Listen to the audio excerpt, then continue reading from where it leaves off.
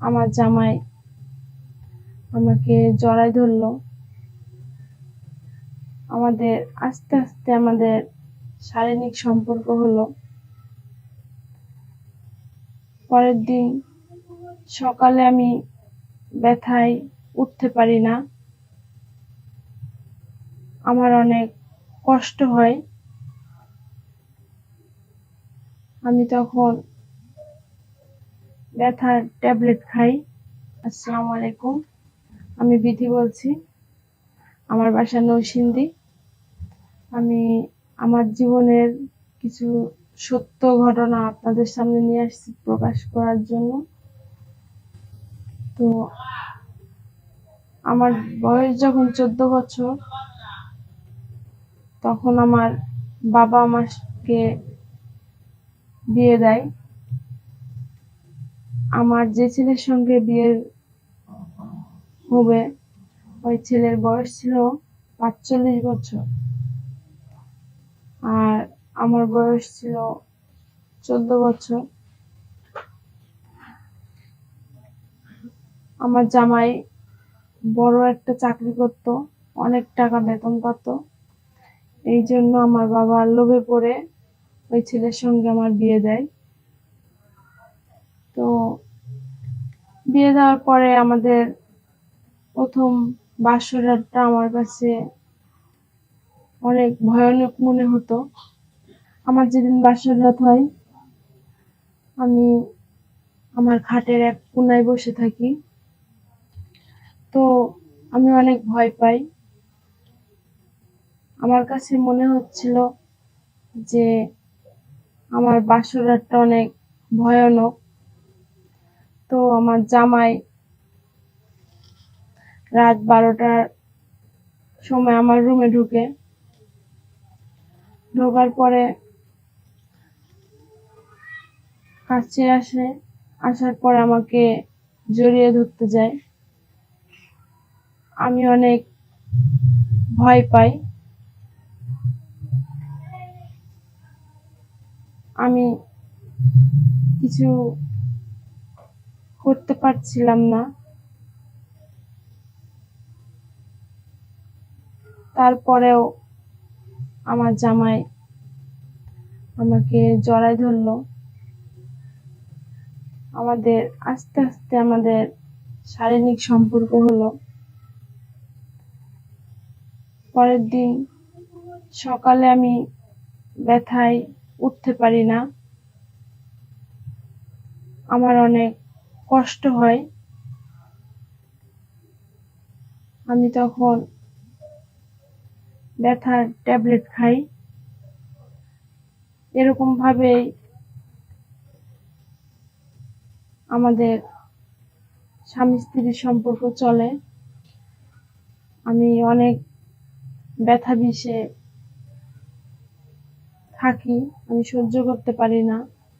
আমার বয়স অনেক কম ছিল। আমার বয়স যখন 25, তখন আমার জামাইয়ের বয়স 65। আর তখন আর আমার জামাই আমার যতটুক শারীরিক প্রাপ্ত, ততটুকু আর আমার স্বামী আমাকে দিতে পারে না। তো আমার বাবা মায়ের উচিত ছিল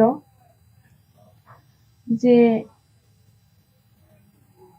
আমার বয়সের সাথে ম্যাচ রেখে কোনো একটা ছেলের সঙ্গে আমার বিয়ে দেওয়ার।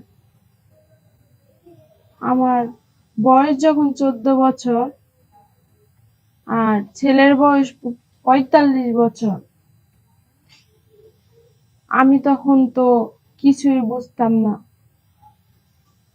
আর এখন যখন আমার বয়স 25, আমার জামাইয়ের বয়স এখন 65। ও আমাকে এখন আর আমার শারীরিক সুখ দিতে পারে না। এটা আমার বাবার ভাবা উচিত ছিল,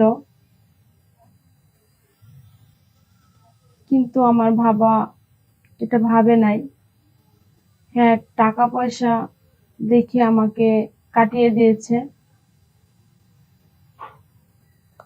তো আর আমার স্বামী তো আর আমাকে শারীরিক সুখ দিতে পারে না, এই জন্য আমি বাইরে একটা ছেলের সঙ্গে আমার পরিচয় হয়। তো পরিচয় হওয়ার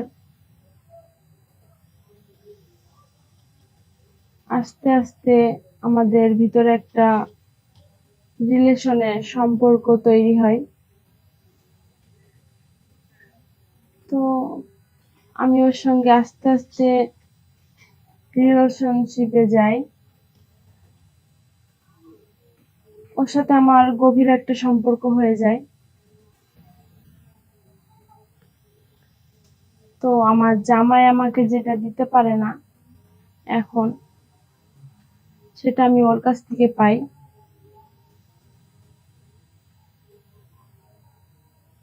আমার জামাইয়ের এখন অনেক বয়স হয়ে গেছে, তো ও তো পারে না, কি করব, এই জন্য আমি ওই ছেলের সঙ্গে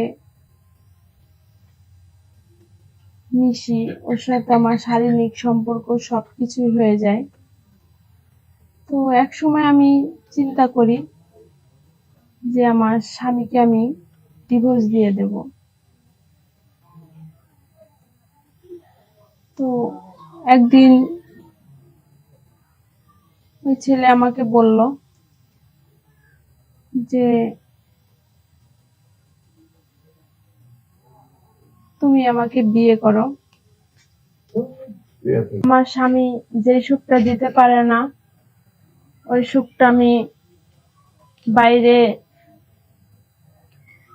ওর কাছ থেকে নিই। আমার বাবা মায়ের উচিত ছিল যে আমার বয়সের সাথে মিল রেখে তারপরে আমাকে বিয়ে দেওয়া।